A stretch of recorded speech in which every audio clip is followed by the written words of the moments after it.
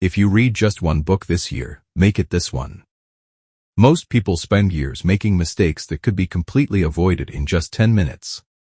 In this video, we're unlocking the core lessons from Yesteryear by Caro Burke.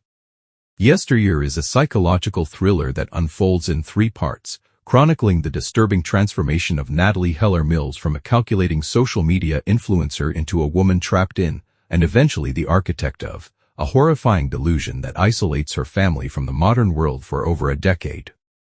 Part 1. The Past. Natalie Heller Mills is introduced as a seemingly perfect Christian wife, mother, and influencer running Yesteryear Ranch, a $5 million homestead in Idaho with millions of social media followers. Beneath her polished exterior lies a calculating, resentful woman who despises the angry women who follow her online while secretly manipulating everyone around her. Her nannies, her producer Shannon, and especially her husband Caleb. The novel reveals Natalie's backstory. Raised by a devout single mother in Idaho, her father abandoned the family. Though her mother claimed he was dead, Natalie attended Harvard, where she felt alienated by both secular feminist classmates and the shallow performativity of modern life. She met Caleb Mills, the underachieving youngest son of presidential hopeful Senator Doug Mills, and quickly recognized an opportunity: marry into wealth, then mold her soft, purposeless husband into someone useful. After Caleb proved unable to hold conventional jobs, Natalie orchestrated the purchase of a ranch, using her father-in-law's money and manipulating him with promises of grandchildren in exchange for funding. Natalie built an online empire romanticizing traditional, homesteading life, carefully curating a fantasy of authenticity while hiding child labor law violations, pesticide use, and her husband's genuine incompetence.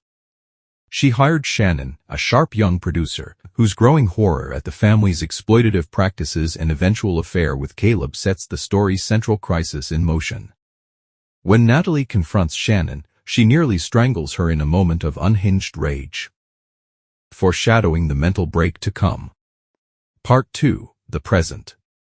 This section alternates between 2 timelines: Natalie's disoriented present-day experience of waking up in what appears to be an 1850s pioneer homestead, and flashback chapters revealing how she arrived at this psychological state. In the present, Natalie wakes disoriented in a primitive cabin, believing she has been kidnapped and transported to the 19th century. She encounters children who call her Mama, Mary, a stern teenage caretaker, Maeve, an affectionate young girl, and 2 boys, Noah and Abel, along with a menacing husband figure she initially doesn't recognize as Caleb. She experiences the world as genuinely alien: primitive technology, brutal manual labor, a steel trap that mangles her ankle, and repeated physical and sexual violence from bold Caleb. She develops religious delusions, believing herself under divine test and surveillance, finding a stray microphone piece that fuels fantasies that this is all an elaborate reality show. The flashback chapters reveal the truth. After Shannon's assault allegations became public via a televised interview, complete with damning footage secretly captured by Natalie's own daughter, Clementine, the Mills family's carefully constructed image collapsed. Facing criminal charges, public fury, and Doug's threat to have her killed to protect the family's political future, Natalie experienced a complete psychotic break. She and Caleb made the horrifying decision to retreat entirely from modern society, dismantling their farm's infrastructure, destroying their car, and raising their children in a fabricated 19th century reality, isolating them from all contact with the outside world for the sake of escaping accountability and, for Natalie, constructing a delusion she could survive within. As the narrative processes forward within this constructed reality, Natalie, operating with severely compromised judgment, begins remembering fragments of truth. She realizes Mary is actually her daughter, originally conceived through artificial insemination using Caleb's sperm, that the neighbors doing manual labor are actually her older sons Samuel and Stetson, who secretly supply the family with grocery store food, and that her pregnancy delusion is actually menopause. The narrative culminates when the real Clementine, now an adult who escaped years earlier with a warrant for the remaining children's custody, arrives to rescue Mary, Maeve, Noah, and Abel, confronting her broken mother with the truth before driving away with her siblings forever. Part 3. The Future.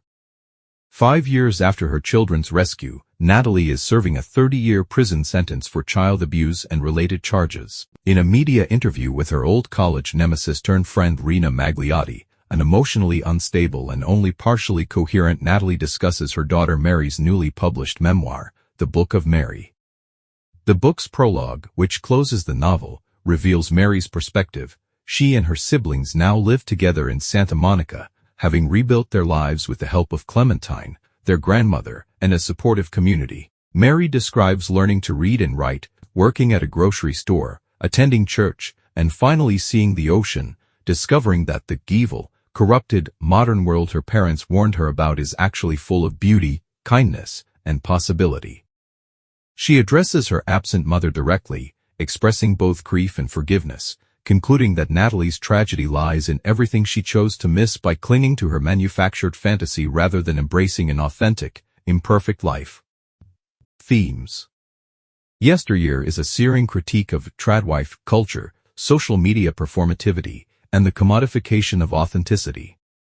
It explores how ideological extremism, narcissism, and unresolved trauma can spiral into genuine psychological breakdown, and examines the corrosive effects of surveillance culture, both the literal surveillance of Natalie's online content and the more insidious self-surveillance of a woman who spent her entire adult life performing an idealized version of herself for an audience, ultimately losing her grip on reality itself. The novel juxtaposes Natalie's toxic nostalgia for an imagined, purer past against her children's hard-won embrace of an imperfect, complicated, but ultimately freer present and future.